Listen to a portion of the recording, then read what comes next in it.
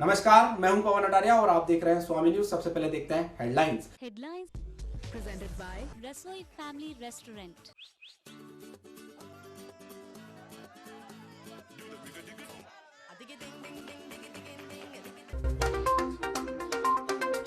जिला परिषद और पंचायत समिति के पहले चरण की वोटिंग हुई शांतिपूर्ण समाप्त। जिला प्रशासन रहा सतर्क।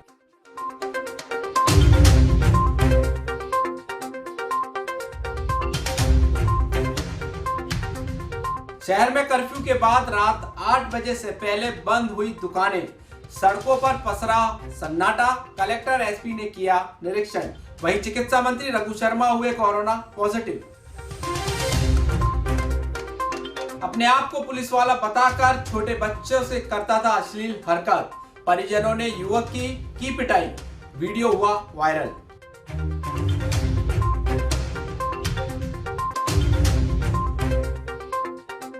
राजस्थान लोक सेवा आयोग द्वारा हुआ परीक्षा का आयोजन। 28 पदों के लिए फिजियोथेरेपिस्ट परीक्षा का हुआ आयोजन।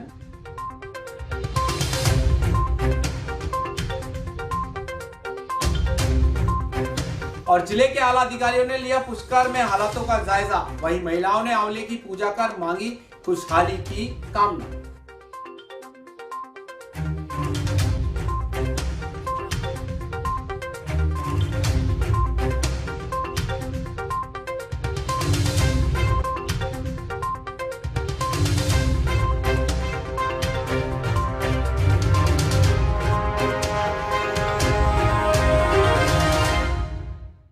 अब देखते हैं समाचार विस्तार से।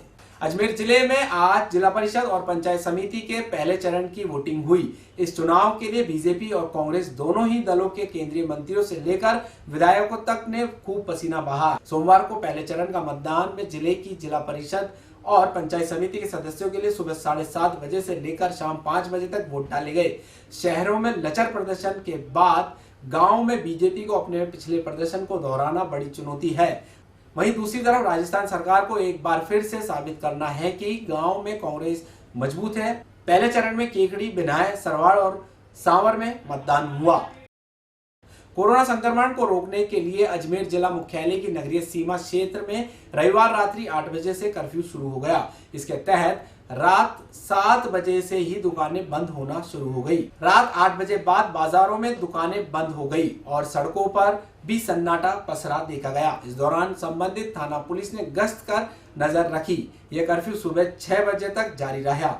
जिला कलेक्टर प्रकाश राजपुरोहित ने पुलिस अधीक्षक कुमार राष्ट्रदीप सिंह और नगर निगम के आयुक्त डॉक्टर खुशहाल यादव के साथ अजमेर शहर के विभिन्न बाजारों, मार्गों और अन्य क्षेत्रों का निरीक्षण किया। जिला प्रशासन और पुलिस की टीम ने दरगाह बाजार, नया बाजार, पुरानी मंडी, स्टेशन रोड, मदार गेट, पृथ्वीराज मार्ग, वैशाली नगर, अलवर गेट, नगरा, 9 नंबर पेट्रोल पंप सहित अन्य क्षेत्रों का दौरा किया।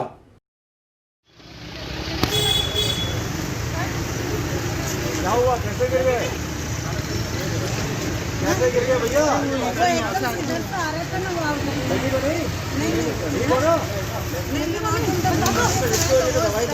दवाई लेके आ गए ना? घर जाओ लगी तो नहीं है ना? पक्का चलो घर जाओ। आप लोग अपने अपने घरों में चले जाए, बाहर नहीं घूमे। कर्फ्यू लागू हो चुका है।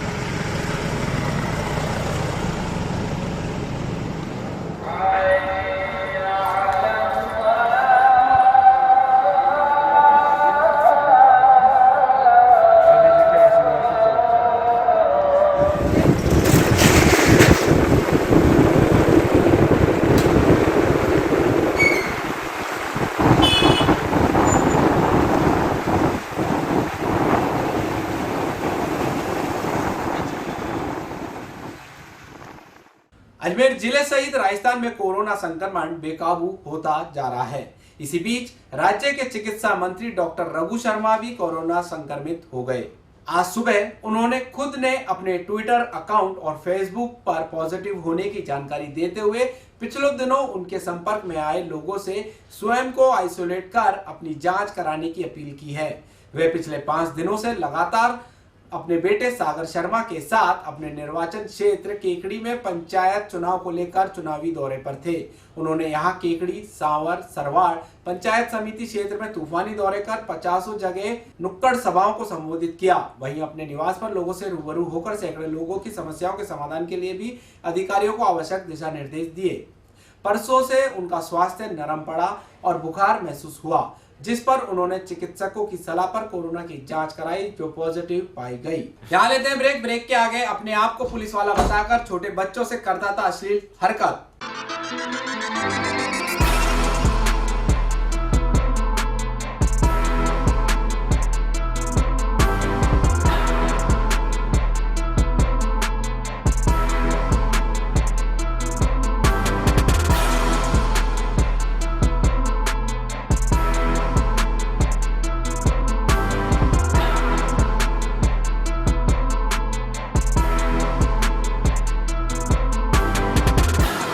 एक बार फिर स्वागत है, देखते हैं कुछ और खबरें।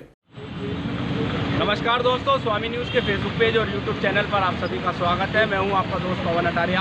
अजमेर के सदर कोतवाली थाना अंतर्गत एक युवक को नाबालिग बच्चों के साथ अश्लील हरकत करने के आरोप में क्षेत्रवासियों ने पकड़कर पुलिस के हवाले किया है।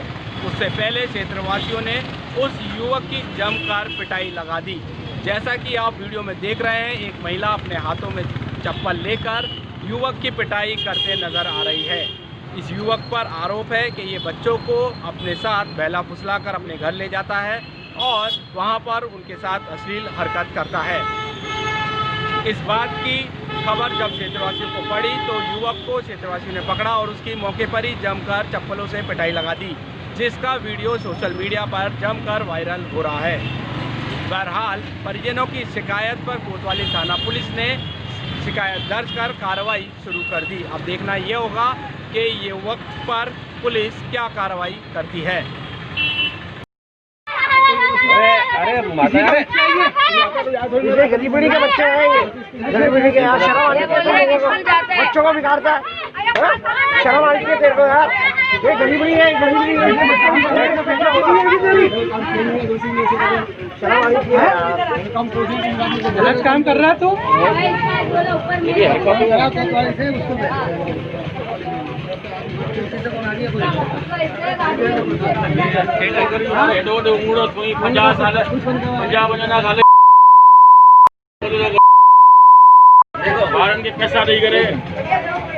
बच्चे ऐसा बोल रहे हैं, ये ऐसा बोलता है कि तुम मेरा एक मिनट अभी सामने है बच्चा, मैं लेके नहीं आऊंगा, समझ किसी बात को। लक्की ने ऐसा किया भी है, लक्की कौन है गजड़िया, उसके बाद तूने ऐसा किया भी है।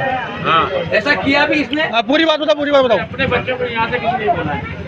क्या हुआ शुरू से बताओ पूरी बात। इधर आ, इधर आओ, इधर ऐसा बोला नहीं, बच्चों को सामने मतलब मैं इसने गलत किया, घसीटिया के साथ किया। और ये 300-400 रुपए किस बात के देता क्या? और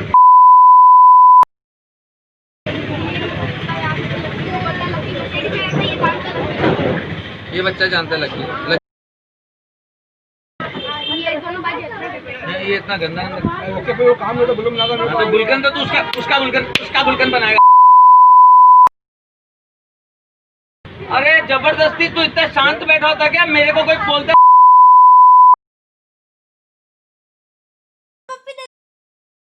पीछे से नहीं लगाते सच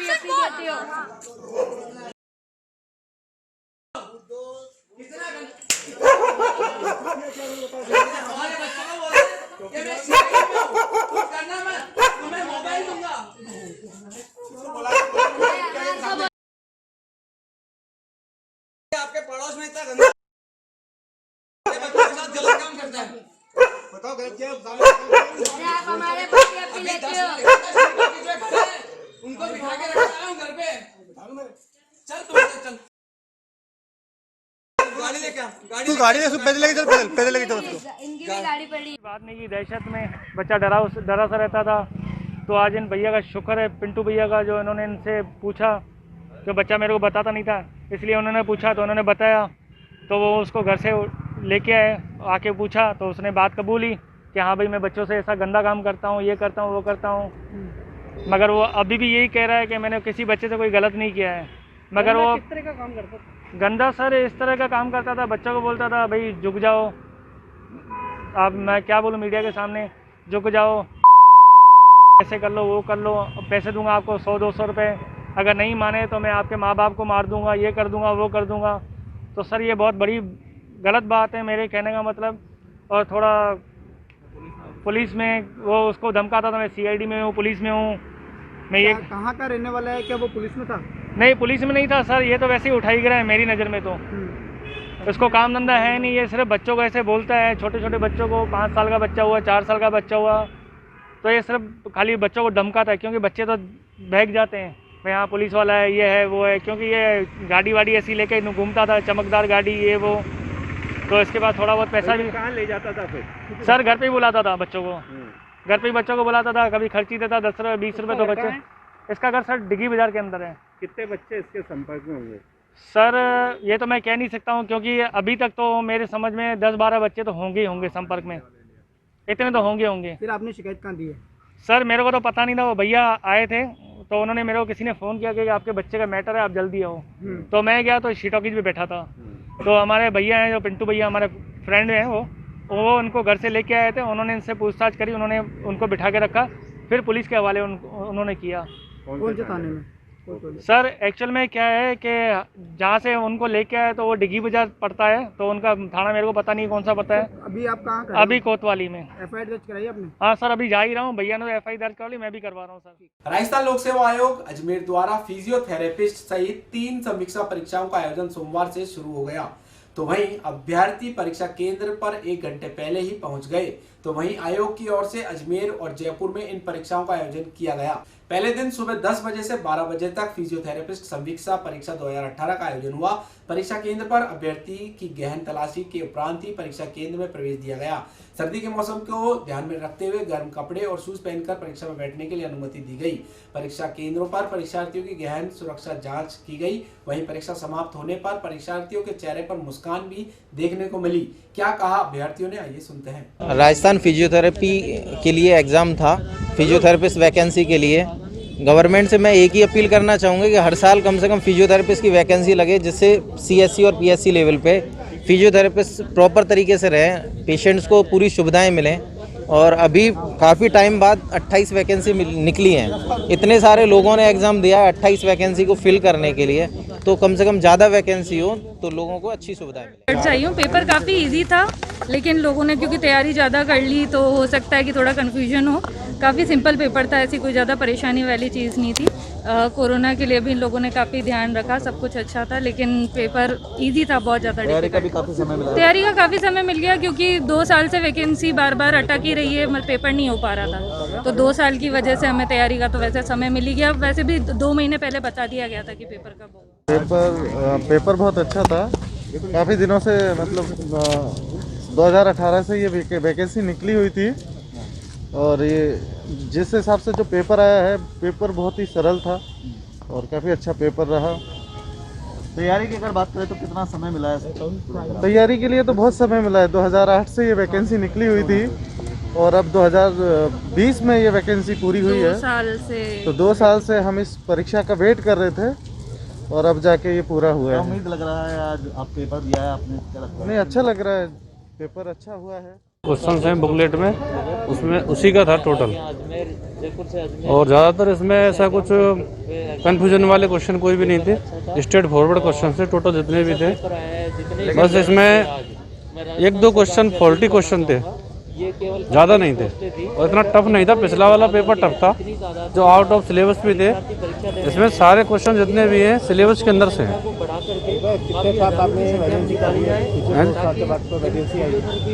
सर वैकेंसी कम आती है, वैकेंसी ज़्यादा आनी चाहिए, कम आती है, बहुत कम आती है वैकेंसी। जब 2013 में वैकेंसी आई थी तब भी 30 के लगभग आई थी। अब जो आई हैं 2018 में वैकेंसी आई तो 28 आई हैं, लेकिन ये वैकेंसियाँ बहुत कम है। CSC लेवल पे, PSC लेवल पे वैकेंसी नहीं है, ये डिस्ट्रिक्ट लेवल पे है, और इनको अधिक से अधिक वैकेंसी बढ़ानी चाहिए। प्रदेश में बढ़ते कोरोना संक्रमण के बाद राज्य सरकार की ओर से अंतर्राष्ट्रीय पुष्कर मेला 2020 निरस्त किया जा चुका है, और जिले के जितने भी तमाम आला अधिकारी है पुष्कर के विशेष रूप से हालातों पर नज़र रखे हुए, क्योंकि यहाँ पर पुष्कर मेले के दौरान जानकारी के अभाव में भीड़ उभरने की संभावना है। तो अधिकारी पूरी तरह से हालातों की समीक्षा कर रहे हैं। आज जिला कलेक्टर प्रकाश राजपुरोहित और जिला पुलिस कप्तान राजकुमार राजदीप सिंह ने पुष्कर के बाजारों और मेला क्षेत्र का जायजा लिया और यहाँ पर हालातों की समीक्षा की है और व्यापारियों को, दुकानदारों को, श्रद्धालुओं को, पुरोहितों को आवश्यक गाइडलाइन प्रदान की है और लोगों से अपील की है कि कोविड गाइडलाइन की पालना करें, किसी भी सूरत में भीड़ भाड़ ना होने दे, धारा 144 की अवहेलना नहीं करें। तो कह सकते हैं कि जिले के जितने भी तमाम अधिकारी हैं वो पुष्कर को लेकर काफ़ी चिंतित नज़र आ रहे हैं और सभी की नज़र है कि किस तरह पुष्कर मेले में भीड़ को रोका जाए और किस तरह हालातों को सामान्य रखा जाए। पुष्कर से दिलीप नागरा के साथ सीताराम पाराशर, स्वामी न्यूज़।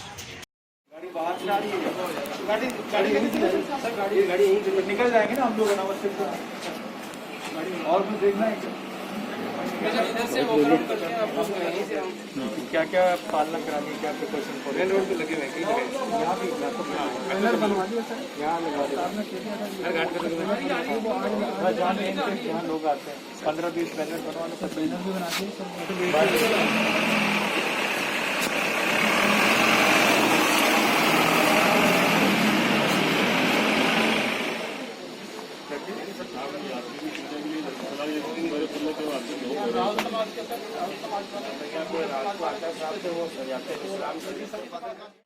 जो मेला है वो बिल्कुल निरस्त कर दिया गया है, किसी तरह का मेले में आयोजन कोई भी नहीं है।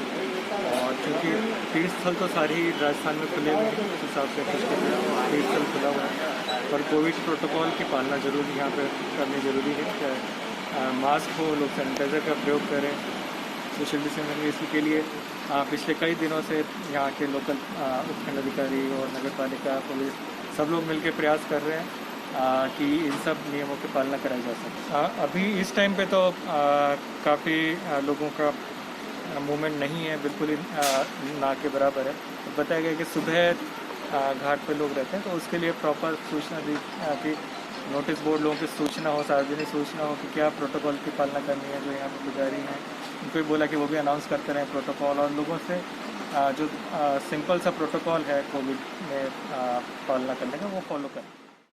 कोविड आपदा के चलते अंतर्राष्ट्रीय पुष्कर मेला 2020 राज्य सरकार की ओर से निरस्त किए जाने के बाद पुष्कर का जो स्थानीय प्रशासन है पूरी तरह से हालातों पर नज़र रखे हुए हैं। आज उपखंड अधिकारी दिलीप सिंह राठौड़ के नेतृत्व में आला अधिकारियों ने पुष्कर के मेला क्षेत्र सहित बाजार का जायजा लिया है, अस्थायी अतिक्रमणों को हटाया है, अस्थायी दुकानों को हटाया है, लोगों से कोविड गाइडलाइन की पालना की अपील की है और जिन लोगों ने कोविड गाइडलाइन की अवहेलना की है उनके खिलाफ जुर्माना भी किया गया है। साथ ही उपखंड अधिकारी दिलीप सिंह राठौड़ ने एक बार फिर लोगों से अपील की है कि लोग पुष्कर मेले में नहीं आए, अपने घर से ही पुष्कर राज के दर्शन करें, पुष्कर राज को मनाएं।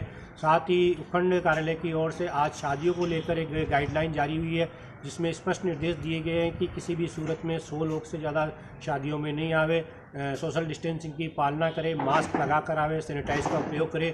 साथ ही प्रशासन अपने स्तर पर भी वीडियोग्राफी इसकी करवा सकता है और इसके साथ ही बाज़ारों से निकलने वाले जो बारात होती है, बिंदोली होती है और डीजे पर भी प्रशासन की ओर से पूर्णतः प्रतिबंध लगाया गया है। तो कह सकते हैं कि प्रशासन की ओर से पूरी तरह से इस बात की कवायद है कि किस तरह धार्मिक नगरी पुष्कर को कोविड संक्रमण से बचाया जाए। पुष्कर से दिलीप नागरा के साथ सीताराम पाराशर, स्वामी न्यूज़।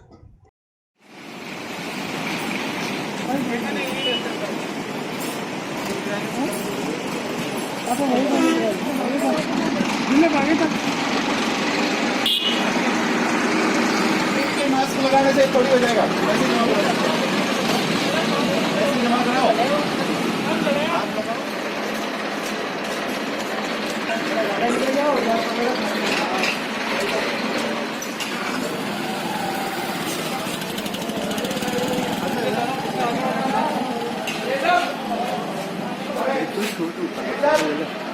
लेवन तो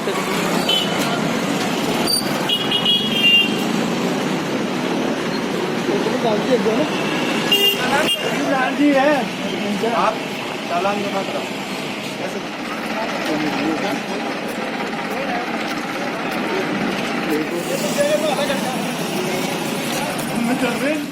में पुष्कर में स्नान करने वाले और पूजा अर्चना करने वालों की काफ़ी भीड़ होती है और इस बार आधिकारिक रूप से पुष्कर मेला को निरस्त किया जा चुका है। उसके बावजूद भी लोग भारी संख्या में यहाँ पे आ रहे हैं। सरकार की गाइडलाइंस के अनुसार हम लोग बार बार लोगों को अवेयर कर रहे हैं कि आप अनावश्यक रूप से भीड़ भाड़ नहीं करें, सोशल डिस्टेंसिंग का पालन करें, मास्क लगाएं और यदि कोई आवश्यकता नहीं हो तो आप बाहर नहीं घूमें। आपने देखा है कि अभी 144 भी इम्पोज कर दिए, कहीं भी 5 व्यक्ति से ज़्यादा व्यक्ति इकट्ठे नहीं हो सकते। तो इस संदर्भ में भी एक जागरूकता फैलाने का या समझाइश करने का एक ये अभियान है। सर एक शादियों को लेकर जो देखिए, ऐसे सरकार के क्लियर कट डायरेक्शन है कि कोई भी आप शादी करेंगे तो जो रेस्पेक्टिव SDM होगा उनसे उनको आप इंटीमेट करेंगे और उसमें 100 व्यक्ति से ज़्यादा लोग नहीं आएंगे। उस शादी की बाकायदा एक वीडियोग्राफी करवाएंगे। यदि प्रशासन उचित समझता है, प्रशासन भी अपने लेवल पे वीडियोग्राफी करवा सकता है। यहाँ लेते हैं ब्रेक के आगे महिलाओं ने आंवले की पूजा कर मांगी खुशहाली।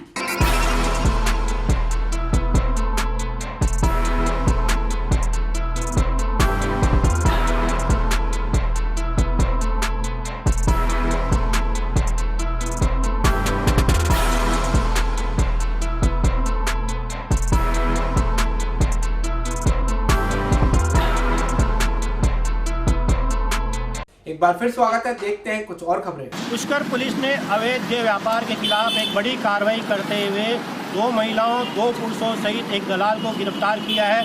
पुष्कर के वार्ड 1 में सांसी बस्ती से कार्रवाई को अंजाम दिया गया है। CO ग्रामीण रामनिवास बिश्नोई और CI राजेश मीणा के नेतृत्व में पूरी कार्रवाई को अंजाम दिया गया है। जरिए मुखबिर पुलिस को सूचना मिली थी कि इस मकान में करीबन लंबे समय से एक देह व्यापार का कारोबार चल रहा है। पुलिस की मुखबिर की सूचना पर पुलिस ने छापा मारकर सभी लोगों को गिरफ्तार कर पीटा एक के तहत कार्रवाई की है। अब आगे का अनुसंधान जारी रहेगा। पुष्कर से दिलीप नागौर के साथ सीताराम पारासर, स्वामी न्यूज़।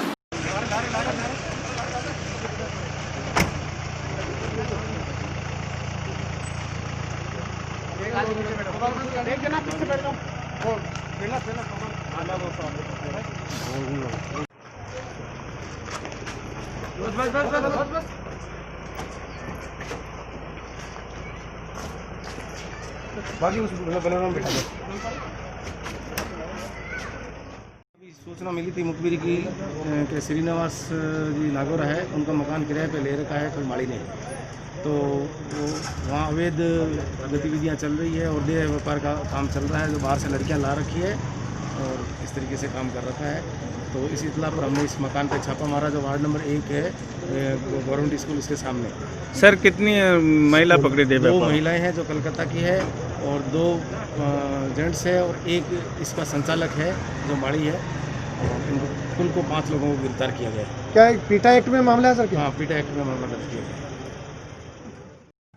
आज कार्तिक मास की पवित्र आंवला नवमी है और शास्त्रों के अनुसार ऐसा माना जाता है कि जो आंवला होता है वो अति एक प्रिय भगवान को होता है और आज आंवला नवमी के अवसर पर यदि आंवले की पूजा की जाती है तो सर्व मनोकामना पूरी होती है। हमारे बीच पंडित कैलाशनाथ नवदीप मौजूद है जो बता रहे हैं कि किस तरह आंवले की महत्वता है और किस तरह भगवान इससे प्रसन्न होते हैं। जी बताएं। कार्तिक शुक्ला नवमी जो है प्रतिवर्ष की भांति आंवला नवमी होती है। इसका नाम अक्षय नवमी भी है और ऐसा कहते हैं कि आंवले के वृक्ष में इस दिन भगवान स्वयं ब्रह्मा जी महाराज यहाँ पधारते हैं, शंकर का रूप भी इसमें रहता है और स्वयं लक्ष्मी नारायण का यहाँ विद्यमान रहते हैं। और इस दिन आंवले के वृक्ष की पूजन करने से, गंधाक्षत करके, पंचामृत से स्नान करा करके, आंवला खुद चढ़ा करके और भगवान से मनोकामना जो मांगी जाती है वो मनोकामना सिद्ध होती है।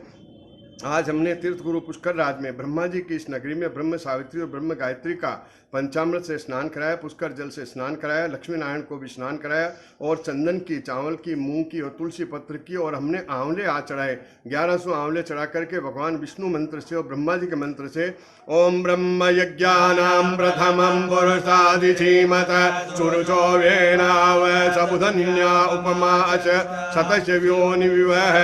ये ब्रह्मा जी का जो वेद का जो मंत्र है, भगवान के हाथ में 4 वेद हैं, ऋग्वेद, यजुर्वेद, सामवेद और अथर्ववेद के जो वेदों को, आज वेदों की श्रृंखला को हमने बोल करके ब्रह्मा जी को प्रसन्न किया, जिससे जनमानस में, भारत में, प्रदेश में कोरोना जैसी ये महामारी है, ये दूर होकर के जनमानस में सुख शांति हो, व्यापार की लोगों में वृद्धि हो, आर्थिकता की स्थिति सुधार हो और भगवान पुष्कर राज महाराज सब पर कृपा करें। हमने आंवला नवमी के दिन हवन पूजन यज्ञ करके विश्व शांति की कामना की। तो ये थे पंडित कैलाशनाथ आदि, जो कि बता रहे थे कि जहाँ पर धर्म होता है वहाँ पर भगवान विराजते हैं, और निश्चित रूप से जो कोरोना एक अधर्म का प्रतीक है, और इस अधर्म के प्रतीक पर विजय पाने के लिए धर्म का प्रभावी होना जरूरी है। और इसी के चलते आज जो आंवले की पूजा की गई है, ब्रह्मा विष्णु महेश का आह्वान किया गया है, ताकि देश और दुनिया से जल्द ही कोरोना रूपी इस आपदा की विदाई हो। पुष्कर से दिलीप नागरा के साथ सीताराम पाराशर, स्वामी न्यूज़। क्या कामना की गई है? इससे ये है कि भाई अपने घर में सुख समृद्धि रहती है। कार्तिक में अपन आंवले की पूजा करते हैं, तो ये आस्था बनी हुई है शुरू से, तो हम भी उसी आस्था पे चल रहे हैं। और क्या क्या किया आज आंवले की पूजा की जाती है, आंवला चढ़ाया जाता है। बहुत से लोग आंवले के नीचे भोजन भी करते हैं और जोड़े जोड़ी भी जिमाते हैं। आपका नाम?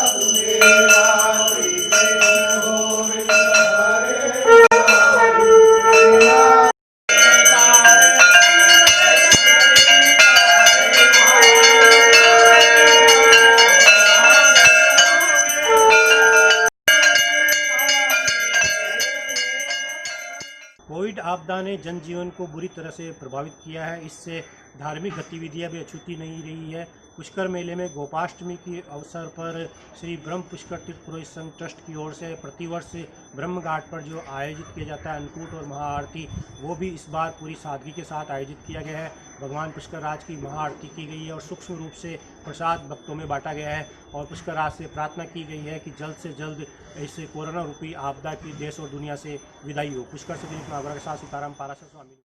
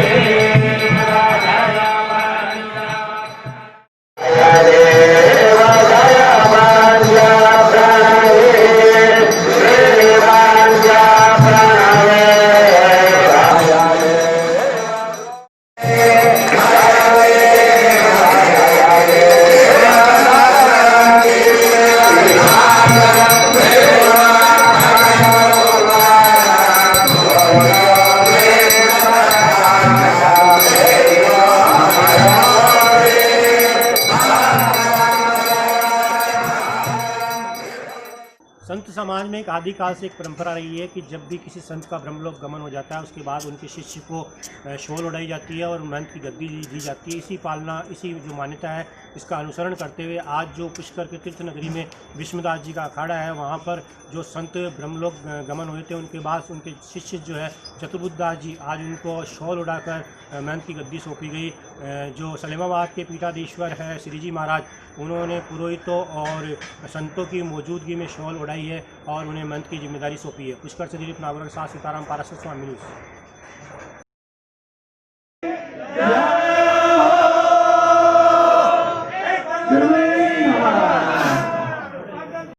श्री निम्बार्काचार्य भगवान की जय, श्री श्रीजी महाराज की जय, जगत गुरु श्री रामानंदाचार्य जी महाराज की जय, आगंतुक सभी महंत, संत, श्री महंत, पीठाधीश्वर सभी का भीष्म दास जी के अखाड़े के माला शोल से थोड़ी देर बाद में पहला देना आप लोग, अभी नहीं है, अभी दूसरा कार्यक्रम शुरू होने जा रहा है। 15-20 मिनट बाद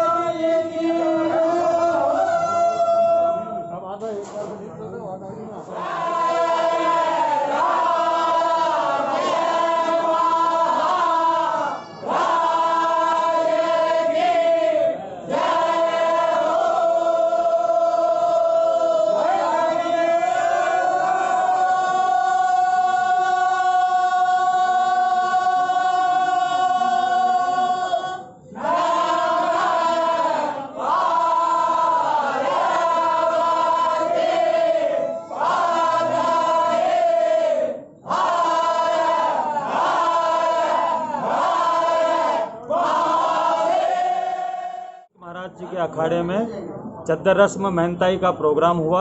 जो पूर्वाचार्य थे यहाँ ब्रजमोहन दास जी, उनका गोकुलावास हो गया। उनके आज शतरुद्धि के तहत श्री चतुर्दास जी महाराज जी को आज महंत बनाया गया। और प्रमुख यहाँ जो हमारे सलेमा पीठाधीश्वर जी है श्री श्रीजी महाराज, उनके सानिध्य में, उनके आतिथ्य में ये आज कार्यक्रम हुआ। और कोविड गाइडलाइन को करते हुए संत महंतों को जो आए थे सूक्ष्म में ही बुलाया गया, ज़्यादा वृहद कार्यक्रम नहीं किया गया था। उसके अंतर्गत मास्क, सैनिटाइज और 2 गज की दूरी का जो कोविड गाइडलाइन है उसके तहत ही ये आज कार्यक्रम संपन्न हुआ। मुख्य अतिथि कौन आए थे? मुख्य अतिथि श्री सलेमाबाद पीठाधीश्वर श्री श्याम श्री श्रीजी महाराज जी पधारे थे। के प्रधान वराघाट के पास स्थित श्री विष्णुदास जी के अखाड़े पर, त्यागी जी महाराज के अखाड़े पर भूत करेदास बाबा जी, जिनके जो प्रसिद्ध नाम से हैं, यहाँ पर श्री दिवंगत गौलोकवासी श्री ब्रजमोहन दास जी त्यागी महंत जी महाराज के गोलोकवास पर परमपद होने पर आज 17वीं का दस्तूर किया गया, जिसमें राधा सर्वेश्वर श्री श्रीजी महाराज के सानिध्य में एवं अनेक संतों महंतों के सानिध्य में नवीन महंत पद पर श्री चतुर्भुज दास जी त्यागी का महंताई का दस्तूर हुआ, जिसमें इनके संतों के चादर का दस्तूर होता है। वह कार्यक्रम सानंद संपन्न हुआ। यहाँ लेते हैं ब्रेक के आगे है शादियों का सीजन व बाजारों में भीड़भाड़ खतरे से कम नहीं।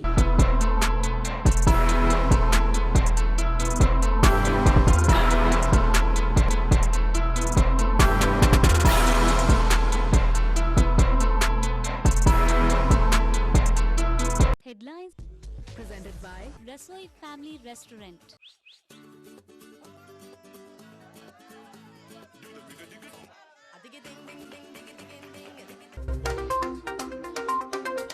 जिला परिषद और पंचायत समिति के पहले चरण की वोटिंग हुई शांतिपूर्ण समाप्त। जिला प्रशासन रहा सतर्क।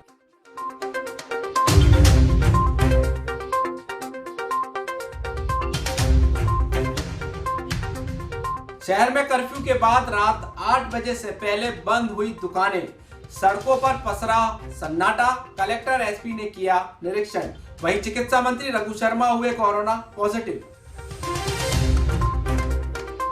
अपने आप को पुलिस वाला बताकर छोटे बच्चों से करता था अश्लील हरकत। परिजनों ने युवक की पिटाई, वीडियो हुआ वायरल।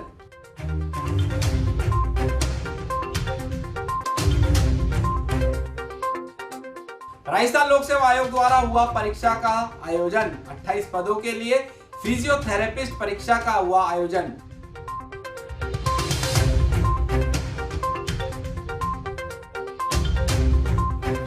और जिले के आला अधिकारियों ने लिया पुष्कर में हालातों का जायजा। वहीं महिलाओं ने आंवले की पूजा कर मांगी खुशहाली की कामना।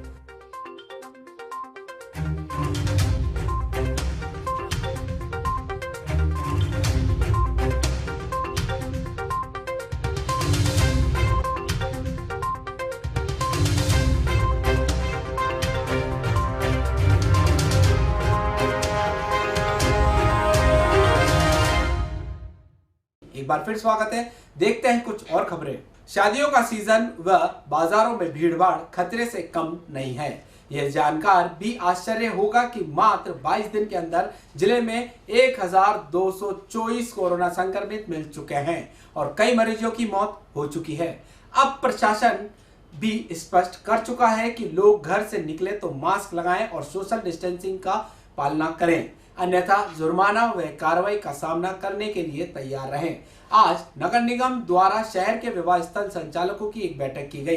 बैठक में यह निर्णय लिया गया कि अब शहर सहित जिले भर में प्रत्येक विवाह स्थल संचालक सीसीटीवी कैमरे लगाने होंगे। साथ ही प्रत्येक शादी का रिकॉर्ड रखना होगा ताकि प्रशासन की ओर से गठित टीम किसी भी दिन आकर उसकी जांच कर सके। अगर शादी में 100 व्यक्तियों से अधिक लोग पाए गए तो वर वधु पक्ष के साथ मैरिज होम संचालक भी जिम्मेदारी का भागीदार होगा। आज जो वर्तमान में कोविड-19 का जो प्रकोप चल रहा है उस सबको देखते हुए जो जिला प्रशासन के निर्देश थे उस अनुसार हमने आज सभी जो हमारे समारोह स्थल विवाह समारोह स्थल के लोग थे उनको बुलाया था। बुला के हमसे उन्होंने रूबरू हुए और हमने उन सभी को ये जो सरकार की गाइडलाइन है, जो जिला प्रशासन की गाइडलाइन है, उससे अवगत कराया कि 100 आदमी से ज़्यादा कोई भी एक समारोह में शामिल नहीं होंगे और 100 आदमी से अधिक होने पे उन्हें वीडियोग्राफी भी करानी है, प्लस जुर्माना भी जो राज्य सरकार ने तय किया है 25,000 रुपये का जुर्माना लगेगा। बिना परमिशन के शादी कर रहा है तो 5,000 का लगेगा।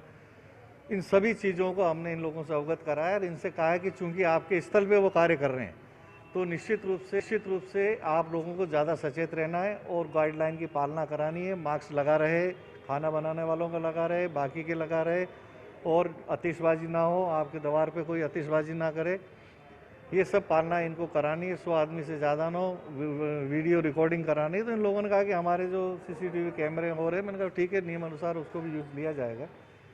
इनके कई इस तरीके से थे कि भाई एक ही परिवार के अगर 2 शादियाँ हैं तो निश्चित रूप से एक शादी पे 100 आदमी का परमिशन है तो 2 शादी पे 200 आदमी का परमिशन होगा। कुछ इनकी भी क्योरी थी। साथ ही भी हमने इनको एक स्वच्छ भारत मिशन जो हमारा अभी दिसंबर लास्ट और जनवरी में लास्ट स्टार्ट में जो होने वाला है रैंकिंग का, इस संबंध में भी हमने इनसे रिक्वेस्ट किया है प्लास्टिक का कम से कम यूज़ हो, ये इस चीज़ का ध्यान रखें। साथ ही जो कंपोस्टिंग मशीन इन्होंने लगा रखी है उसका उपयोग लगातार करें, ये चीज़ भी हमने इनसे अवगत कराई है और उनको समझाइश की है। प्रदेश में बढ़ रहे कोरोना पॉजिटिव केस के कारण लगाई जा रही पाबंदियों, कोरोना महामारी के कारण जिले में 144 धारा लागू होने पर प्रदेश के कई हिस्सों में रात्रिकालीन कर्फ्यू, मास्क न लगाने पर जुर्माना और आमजन में सुरक्षा मानकों को देखते हुए राजगढ़ मसानिया भैरवधाम के उपासक चंपालाल महाराज के साथ तहसीलदार नसीराबाद बुद्धि प्रकाश मीणा द्वारा मास्क वितरण का अभियान जोरों से चलाया जा रहा है, जिसमें अजमेर, नसीराबाद के आसपास के ग्रामीण इलाकों में जाकर सभी को मास्क बांटे गए। महाराज का कहना है कि जब तक कोरोना की वैक्सीन नहीं आती तब तक मास्क ही वैक्सीन है, इसलिए सभी को मास्क का प्रयोग 100% करना है।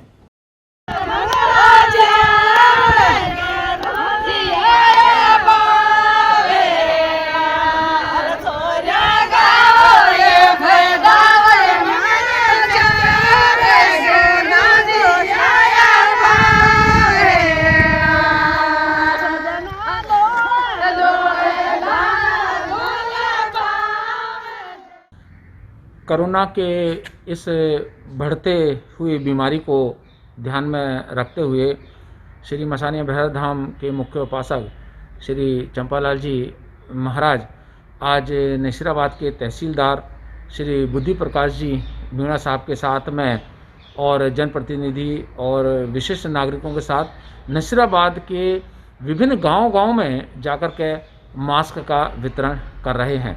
इसके साथ ही सैनिटाइज़र से हाथ धोने की जानकारी दे रहे हैं, सोशल डिस्टेंसिंग किस प्रकार से की जानी चाहिए उसके बारे में बता रहे हैं, मास्क को लगाने का जो प्रॉपर तरीका है उसके बारे में भी वो जानकारी दे रहे हैं और सरकार ने जो धारा 144 लगा रखी है उसकी पूर्णतः पालन कैसे की जाए उस पर भी विशेष ध्यान दे रहे हैं। और इसके साथ साथ जो भी सरकार गाइडलाइन देती है जैसे रात्रि का लॉकडाउन तो उसकी पालना पूरी की जाए।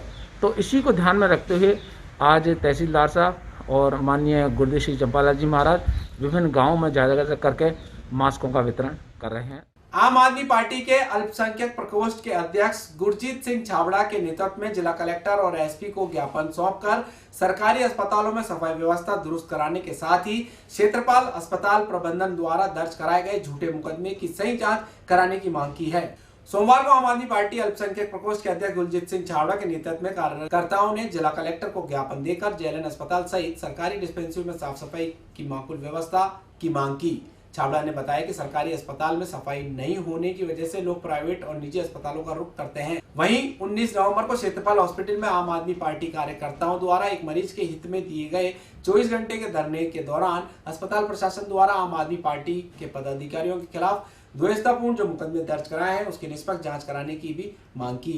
आज आम आदमी पार्टी जो है वो एक अभियान चलाना चाह रही है जिसके लिए हम लोग कलेक्टर साहब को एक ज्ञापन देना है कि जैसे आम जनता है जो अस्पतालों की तरफ रुख करती है, जो प्राइवेट अस्पताल की तरफ जो झुकाव होता है आम जनता का, वो किस वजह से होता है? क्योंकि सरकारी अस्पताल में व्यवस्थाएं ठीक नहीं है, साफ़ सफाई की व्यवस्थाएं ठीक नहीं है, डॉक्टर अटेंड नहीं करते। इस तरीके को लेकर इस बात को लेकर जो आम जनता का झुकाव है प्राइवेट अस्पताल की तरफ ज़्यादा है। तो इस बात को लेकर हम लोग आम आदमी पार्टी के पदाधिकारी एक अभियान चलाना चाहते हैं जो आम जनता को सरकारी अस्पतालों पे और डिस्पेंसरी पे जाके जागरूक कर सके कि भाई यहाँ पे सफाई व्यवस्था की जाएगी और हम लोग भी उस पर नज़र रखेंगे।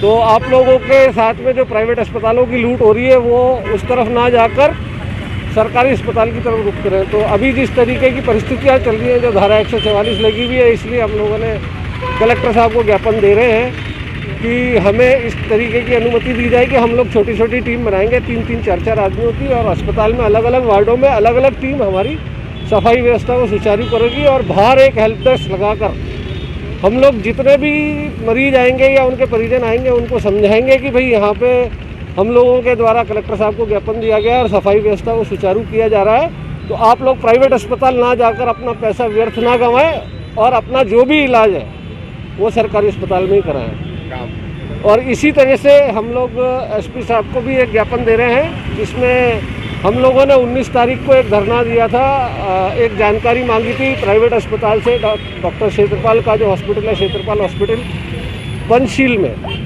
तो उनके द्वारा आम आदमी पार्टी के पदाधिकारियों पर एक झूठा मुकदमा दर्ज कराया गया है। हमारी सारी गतिविधि जो भी हमने वहाँ पे करी या जो भी हमने धरना दिया एक शांतिपूर्ण तरीके से दिया हुआ था।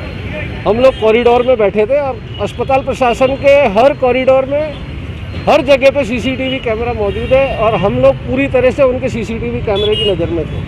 तो हम लोग चाहते हैं कि एसपी साहब उनसे 19 तारीख से, जब से हमने 19 तारीख सुबह 11 बजे से लेकर 20 तारीख हमने 1:30 बजे तक जो धरना दिया था उसका सीसीटीवी फुटेज है वो एसपी साहब खुद लें, अपनी कस्टडी में लें और अस्पताल प्रशासन को भी बोलें कि भाई उस चीज़ को सार्वजनिक करके बताएं कि हमारी गलती का है, हमने उनको किस तरीके से दबाव बनाया है, जो भी झूठे आरोप उन्होंने लगाए हैं एफआईआर में उसको सार्वजनिक करें कि भाई उससे क्लियर भी हो जाएगा, उससे साफ हो जाएगा, सीसीटीवी फुटेज सामने आते ही साफ हो जाएगा कि हमने कोई गलती नहीं करी है।